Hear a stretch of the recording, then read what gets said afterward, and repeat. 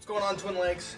It's Jim's assistant, Bradley, back for another year, and we're gonna get started with a short game video. A question was asked on Clubster about flop shots to short-sided pins. So I'm just gonna kind of run through what I've done to improve my kind of high lofted short shot game and kind of what that process looks like. So we're gonna kind of go from what does a standard chip shot look like, and then how do we add height from there to stop the ball on the green a little bit quicker. So for me, my standard chip shot, I like to get ahead of the golf ball. So it's gonna be left, hands forward, weight left, and then a lot of body rotation through it. There's not gonna be a lot of hands for this. Okay. And that one, just to start, launched at 32 degrees with a 60-degree wedge. So one of the reasons we want good body rotation in our short game shots is because we're essentially just making a shorter version of the full swing, okay? As we talked about, if you watch Jimmy's knockdown video, right, we don't want to hit full swing shots with just a lot of arms, right? We need to move the body, okay? So as we get into a short game shot, we want to move the body as well, okay? It's going to make it easier for us to hit the ground in the right spot, come through it a lot of turn, okay?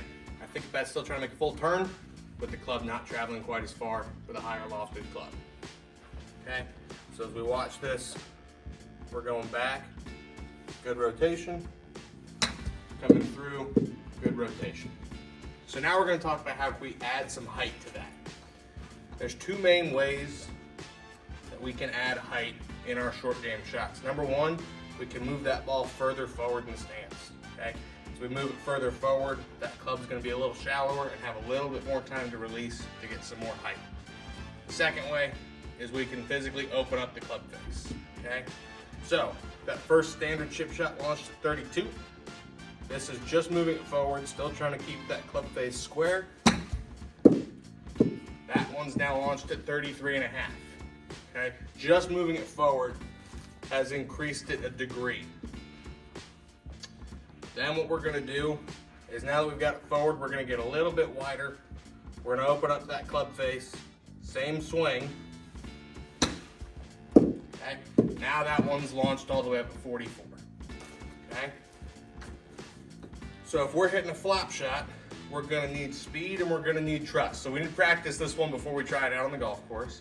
It's gonna be a little bit easier out of rough the first time because you have some room underneath the golf ball to get it up in the air. The fairway shot's harder, so we want to practice before we bring it out on the golf course. So we're gonna get set up. Same thing as the regular chip shot, we're just gonna make a bigger turn back and a bigger turn on through. We don't need to get a lot of hands and wrists involved yet.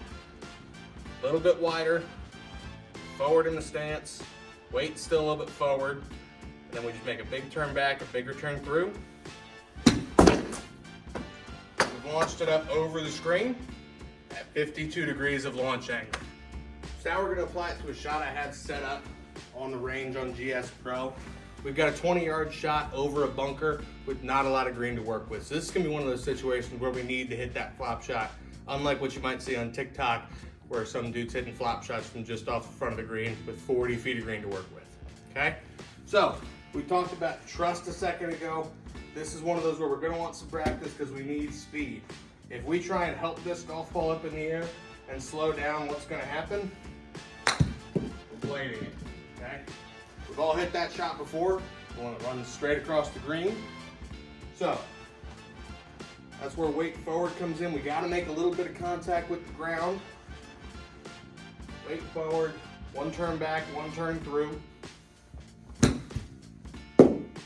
and there's our flop shot that we can hit high and land soft. One thing about the wedge I want to talk about is as we open up that club face, so there's pretty square, we've got a leading edge, okay? That's gonna be sharp, that's gonna dig into the ground a little bit more. As we open up that club face, we expose a little bit more bounce, and that's gonna allow a little bit more margin of error, okay? If we catch it a little bit heavy, it's still gonna be able to get under that golf ball a little bit, especially if we put some speed to it. Hope this helps. Please, again, respond to this post on YouTube in the comments with any other questions, or if you want to be anonymous, send it to keithleyboys@pga.com, and one of your Twin Lakes pros will help you out.